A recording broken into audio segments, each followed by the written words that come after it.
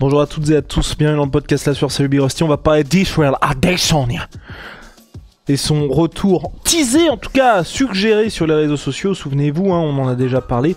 Cet été, mois d'août prochain, retour de l'UFC en Australie. Adesanya est pressenti contre Dricus du Plessis pour le combat que tout le monde attend. On va se poser la question, est-ce une bonne chose pour Adesanya de revenir maintenant? Ça va faire quasiment un an, jour pour jour, par rapport au mois de septembre dernier où il s'était incliné contre Sean Strickland. Prestation assez triste face au chouchou de Big Rusty. On va voir tout ça, c'est parti, générique. Oh, je dirais pas chouchou, mais j'aime bien, c'est vrai. Bah oui.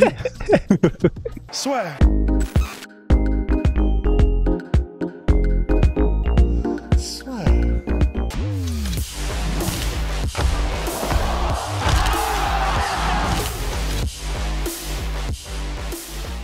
Adesanya, alors ce qui m'interpelle aujourd'hui, j'étais tranquille en train de prendre mon petit déjeuner comme tous les matins à 5h45 et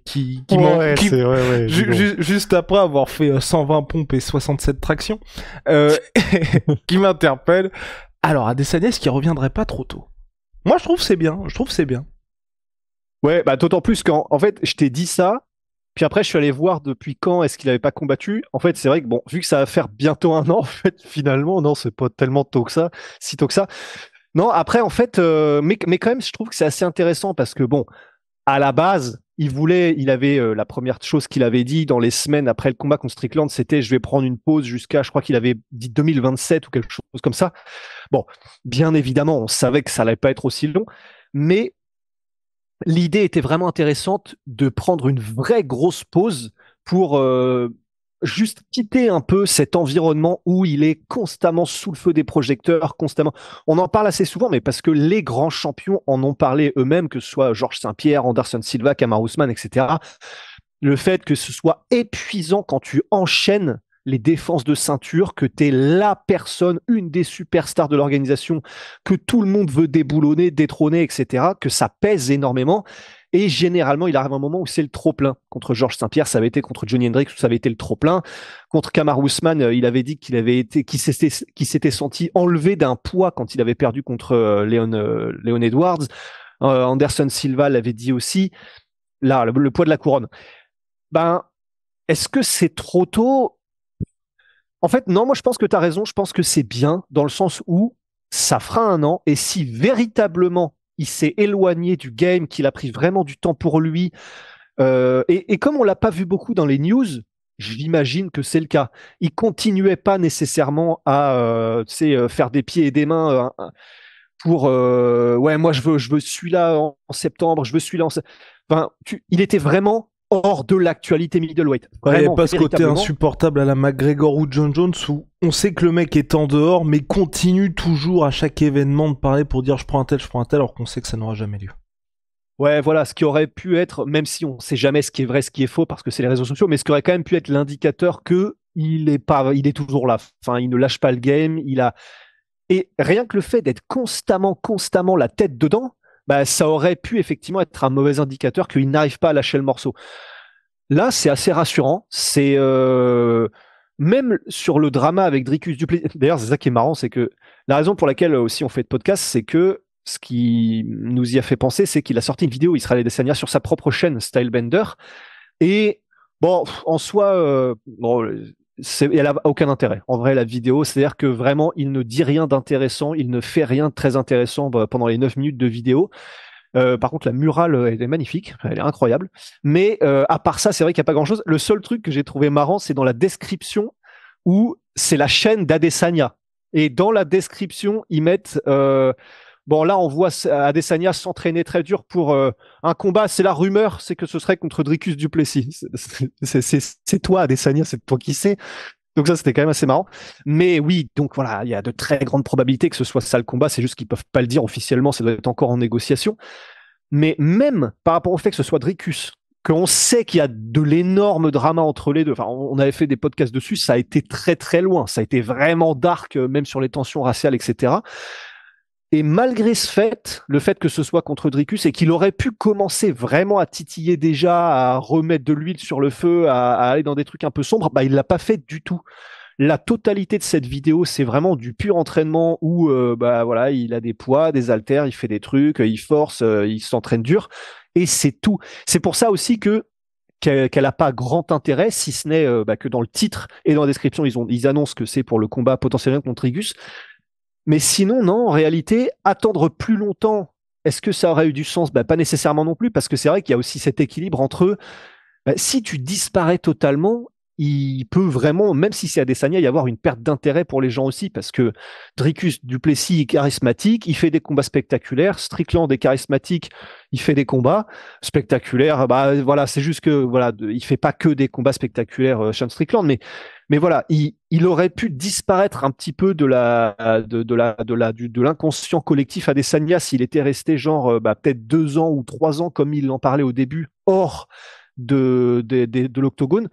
Donc non, au final, ça peut être pas mal. Un an, je me dis, ça doit être suffisant pour complètement déconnecter, ne pas avoir quelqu'un en tête pour lequel tu t'entraînes et donc développer tes compétences de manière générale. C'est Georges Saint-Pierre qui avait dit ça. En fait, c'est ce qui est un peu frustrant quand tu es combattant pro à ce niveau-là, c'est que tu t'es constamment en train de t'entraîner pour le prochain adversaire, et qu'en réalité, tu n'as plus cette espèce de progression d'artiste martial dans tous les domaines. Tu te fais plaisir, tu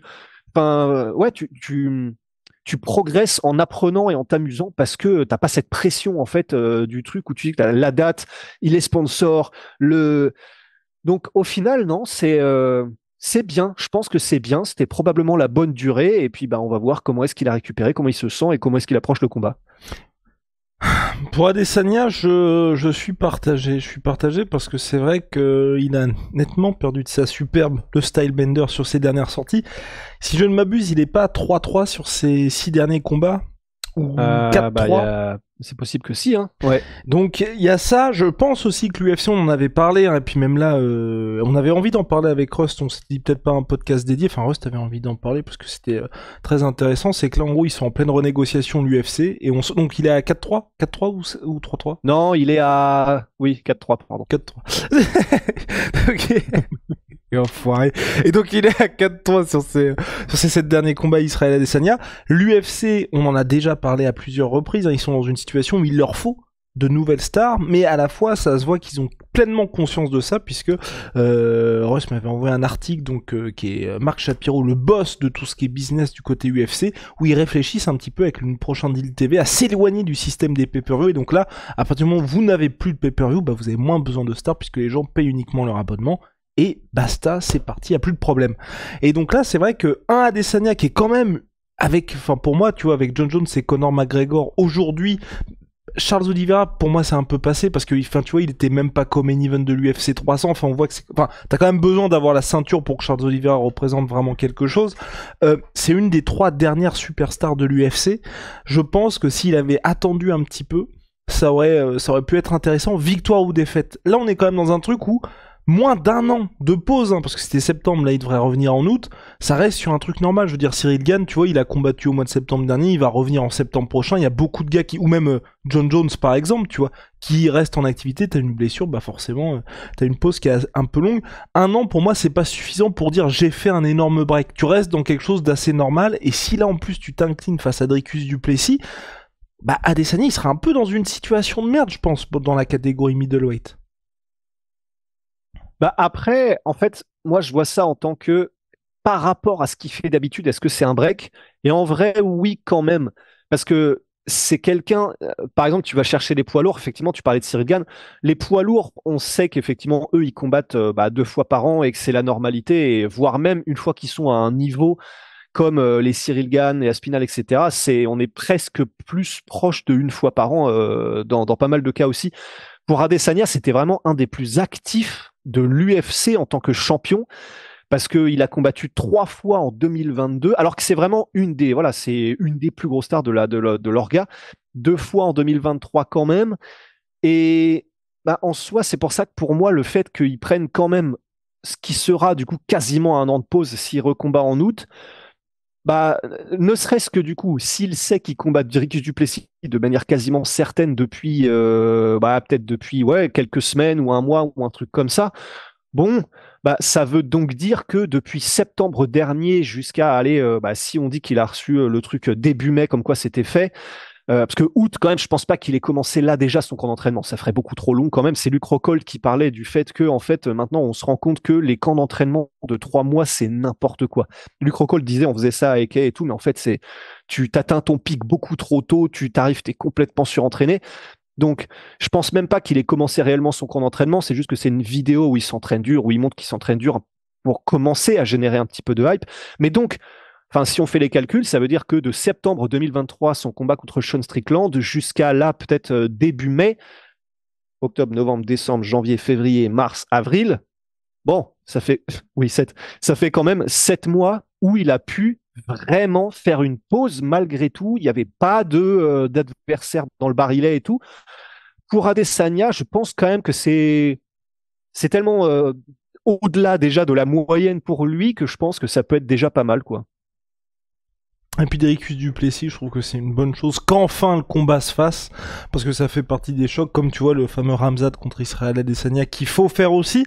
Mais tu vois, je serais plutôt dans cette... Enfin, moi, ce que j'aimais bien avec les middleweight, c'est qu'on tournait un peu la page Israël Adesanya, parce qu'il a vraiment affronté tout le monde dans cette catégorie. Ouais. Donc, c'est là aussi où moi, j'aurais pas été contre une pause un petit peu plus longue, à la manière de ce qui se passe aujourd'hui avec Volkanovski, où c'est une pause forcée qui lui est infligée, j'ai envie de dire aujourd'hui, mais pour la bonne cause, parce que quand t'as un champion aussi dominant, ou en tout cas, tu vois, qui a quand même déjà passé un tour à toute la concurrence, c'est important, tu vois, d'avoir des nouvelles rivalités, des nouveaux noms qui commencent à apparaître. Et c'est vrai que là, si Adesanya il bat Dricus Duplessis, on sera dans une situation un peu de merde, je trouve, parce que t'as Strickland contre Paulo Costa, ça fera forcément une revanche contre l'un ou contre l'autre. Aujourd'hui, Cannonier et Nassourdine, je pense que Nassourdine, même en cas de victoire contre Cannonier, il faudra encore un combat pour lui pour avoir le combat pour le titre.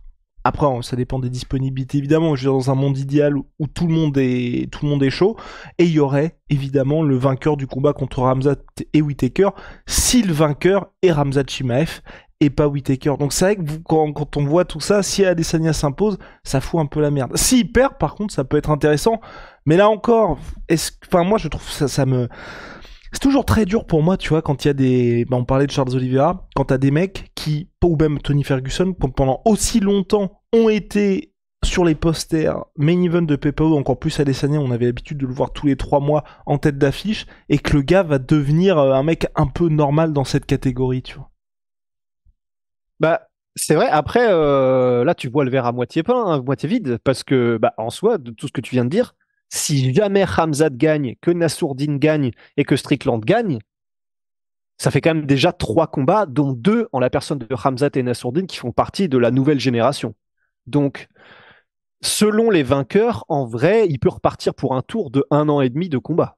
Après, à voir, parce que le problème, c'est que du coup, il faut qu'ils continuent tous à gagner, tu vois, pas compris, mais en soi, ouais, ça peut quand même aussi bien se passer. Mais par contre, effectivement, si ça ne se passe pas comme ça, bah effectivement,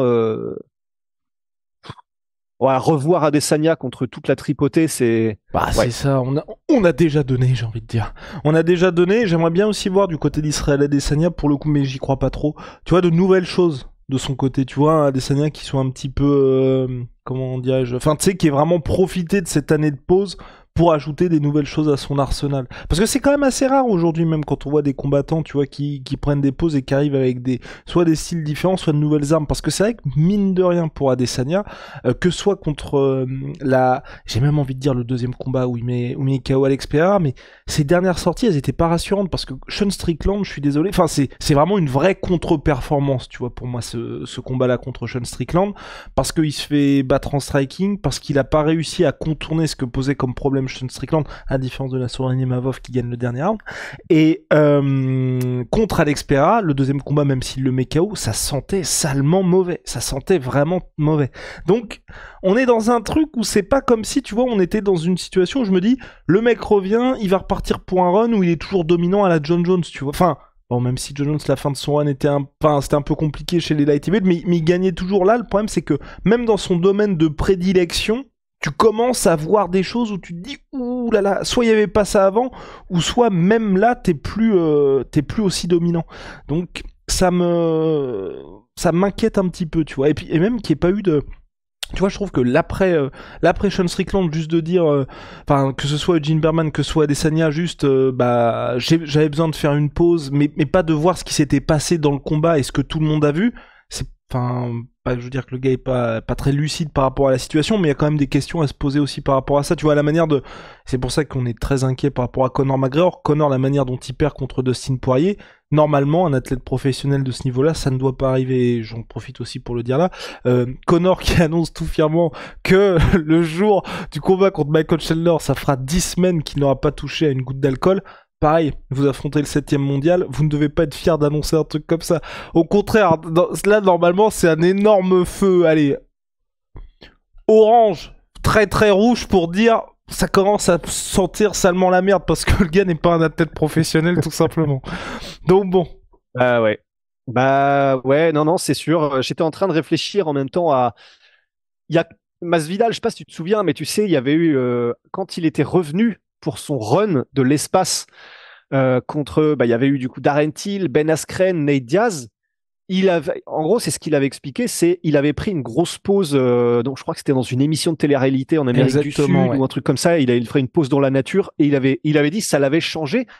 Et force était de constater il était revenu en mode, c'était même pas qu'il avait la gâchette facile, c'était genre il était venu en mode automatique quoi. Et c'est ça aussi parce que Masvidal, pour celles et ceux qui l'ignorent, qui ont découvert Masvidal lors de son run en 2019, avant ça, c'était le recordman où il y avait un truc comme ça du nombre de défaites par décision partagée pour Masvidal. Donc il y avait aussi un vrai besoin de son côté d'être beaucoup plus agressif. Donc là aussi on le verra dans la cage, mais voilà, c'est ce que j'aimerais aussi avec Adesanya, tu vois, un truc où tu te dises il a profité de cette année de pause ou peu importe l'expérience qu'il a pu faire. Là, récemment, il y a Rudy Gobert aussi qui avait fait un petit peu un truc à la Masvidal. On voit un nouveau Rudy Gobert sur les terrains de basket. Un truc où tu te dis, waouh, ça lui a servi. Et là, on a un autre combattant. Parce que je pense aussi, mine de rien, le style Adesanya, et on en parle souvent quand on est champion, c'est vous que tout le monde regarde, qui combattent autant, forcément, les gens ont pu aussi s'habituer. Et puis, il y a eu quand même quelques performances, je pense notamment à celle contre Cannonier, où on se faisait un peu chier. Donc, tu commences peut-être à te dire voilà la manière dont je peux approcher le gars.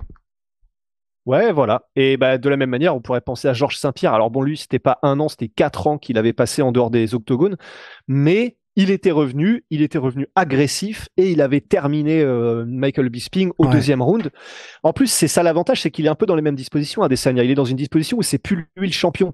Donc là, il peut arriver et vraiment être en mode mort de faim, en mode Dawn of the Dead, et il arrive vraiment pour dépouiller Dricus, tu vois. Oui, complètement. Tu vois ce que je veux dire. Je vois évidemment ce que tu veux dire. Et sachant qu'en plus, Georges Saint-Pierre, j'avais été un peu dur avec lui pour ce retour contre Michael Bisping. Le premier round qu'il fait contre Bisping, il est incroyable.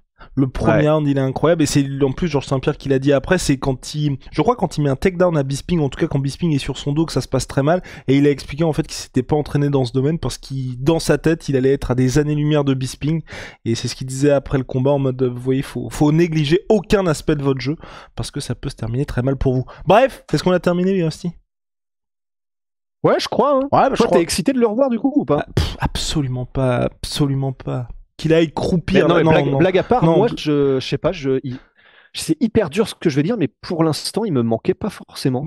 Moi, j'aime bien Adesanya. En vrai, j'aime bien Adesanya, j'aime bien ce qu'il apporte. Tu vois, la manière de Sean O'Malley, je suis pas spécialement fan de ces gars-là, mais j'aime bien ceux qui arrivent à toucher d'autres publics, parce que c'est vrai qu'Adesanya, il a des fans qui ne viennent pas du MMA, et ce qu'il apportait au début, je trouvais qu'il y avait une certaine fraîcheur, même si certains pouvaient trouver ça un peu cringe et tout.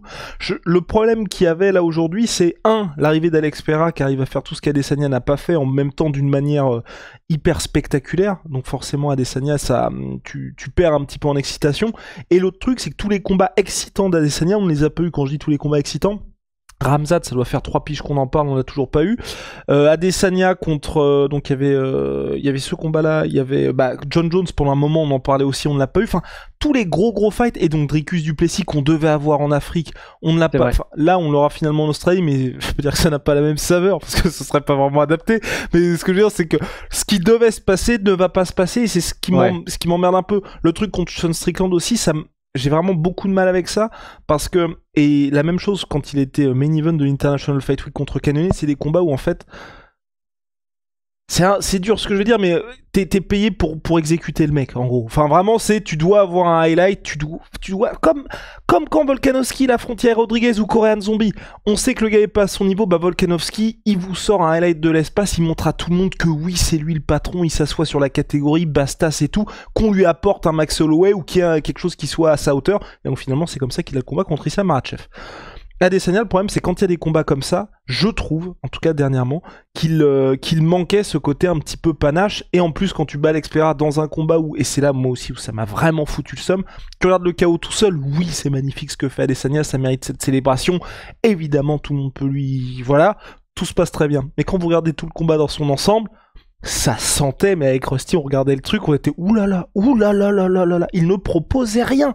On avait un gars qui ne s'était pas remis du TKO qu'il avait subi 4 ou 5 mois avant. Donc voilà, c'est pour toutes ces raisons où pour l'instant je suis un petit peu... J'attends de voir ce qu'il va proposer. Mais par contre, s'il s'occupe de Dricus du Plessis bien comme il faut et que t'as quelqu'un qui nous explique que il a profité de ça pour que mentalement, on va dire, il soit plus frais, que là c'est un run, il sait que c'est les dernières années de sa carrière, il est là pour offrir au public des gros combats, et qu'en plus, imagine, tu vois, il collate Khamzat Chimaev, je sais que vous voulez tous voir ce combat, ça va être le plus dur défi de ma vie, Khamzat vient là, bah là c'est bon, je remonte dans le train Israël Adesanya. Bah, d'autant plus que c'est vrai que, même si d'un côté, c'est vrai qu'on le dit, c'est pas mal d'occasions manquées, le combat contre Blachowicz et tous les combats que tu as cités qu'on n'a pas eu, et puis voilà, il faut rappeler aussi que Israël Adesanya, c'est vraiment le mec qui voulait tout le monde tout le temps. C'est le mec qui voulait affronter Romero quand personne voulait le toucher, c'est le mec qui voulait affronter absolument tous les contenders sans peur, sans personne, sans peur, sans reproche, pardon. C'est vraiment... Il faut le rappeler aussi, effectivement, même si moi, là, je dis qu'il ne me manque pas, mais c'est par rapport à tout ce que tu viens de dire aussi. Mais c'est, voilà, le respect doit être saupoudré sur son nom néanmoins. Ouais. Bref, on a fait le tour. Shout out, Sweet Pea, ma sweet protein, moins 30% minimum sur tout My Sweet Pea avec le code la sueur, vous le savez. Et puis, holy moly, révolution dans les boissons énergisantes. Donc, ils font du thé glacé, des boissons énergisantes, des boissons de réhydratation. Ça se passe sur leur site et en description. Moins 5€ sur votre première commande. Holy moly. Et si vous avez déjà commandé chez eux, code la sueur 10, donc la sueur 5 pour votre première commande, code la sueur 10, moins 10% sur tout Holy avec le code la sueur. See ya.